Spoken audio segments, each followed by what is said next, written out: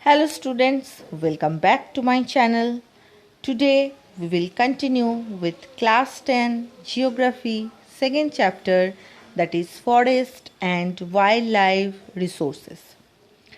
In our last lesson we have discussed how government has taken some steps, made some strict rules to protect our forest and wildlife resources. With the same context, we have also learned about a very important project of government to protect the tiger, that is Project Tiger. To continue with the same concept, our today's topic is community and forest conservation, where we will get to know that how some community of people are playing their role for the conservation of forest.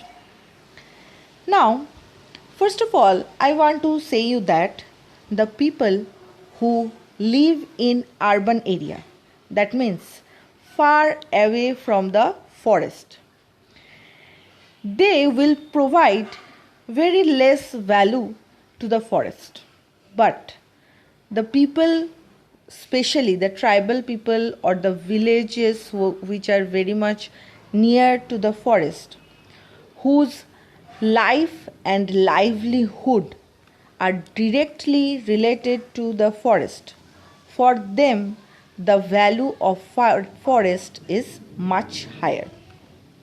So if these kind of people, that means the tribal people and the villagers near to the forest, can work together and can take some initiative to protect the forest, then that will be much valuable for the nature.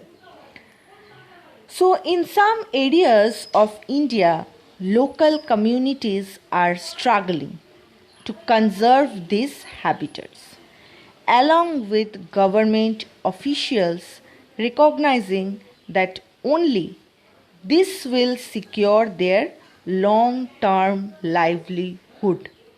Because if the forest and wildlife resource get harmed, then the urban people will get that effect after some time.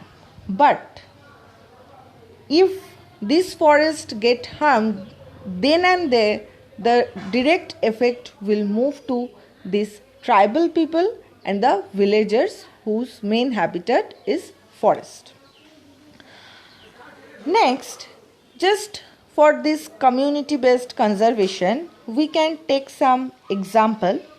First of all, in Siriska Tiger Reserve, that is present in Rajasthan.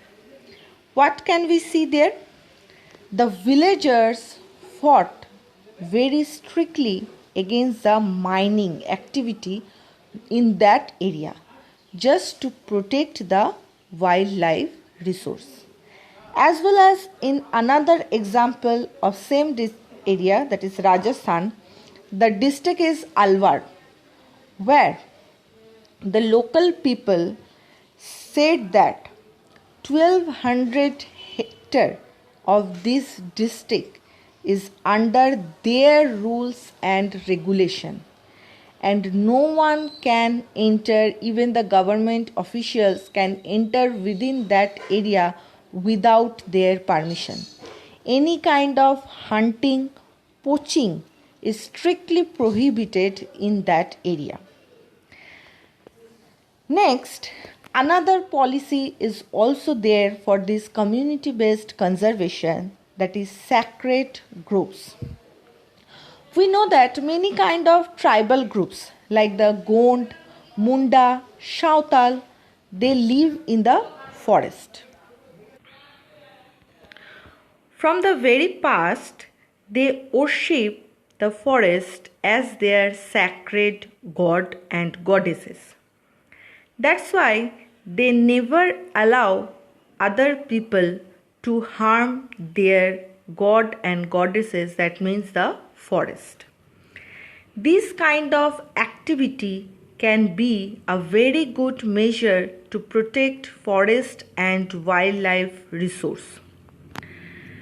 So we can say that nature worship is an age-old tribal belief based on the premise that all creation of nature have to be protected. Such beliefs have preserved several virgin forests in pristine form called sacred groves. That means the forest of God and goddesses. Sacred grove means forest of God and goddesses.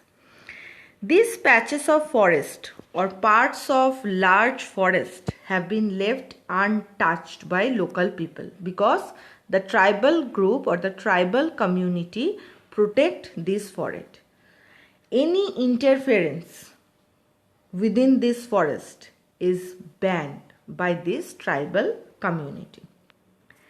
So here in this picture you can see that these tribal people are worshipping the forest as their god. And in the another picture here also you can see that this tree is stamped as heritage tree. This is shal tree and it is marked as heritage tree. It is a sacred tree so that no one can harm this tree or no one can cut this tree. Next, in this context, that means the community-based forest conservation, one very much great movement was Chipko movement.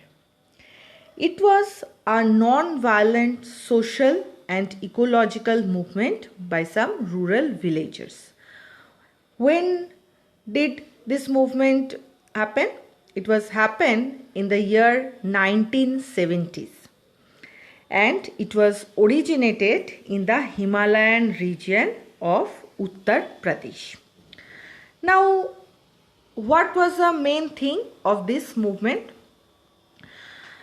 The main cause or the main history behind this movement was with the conclusion of the Sino-Indian border conflict in 1963, the Indian state of Uttar Pradesh experienced a growth in development.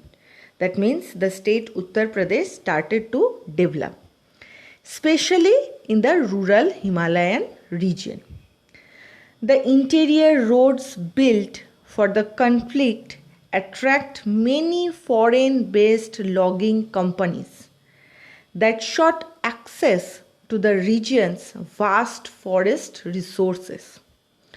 Although the rural villagers depended heavily on the forest for subsistence, both directly for food and fuel and indirectly for different services such as water purification and soil stabilization. Government policy prevented the villagers from managing the land and denied them access to the lumber. Many of the commercial logging endeavors were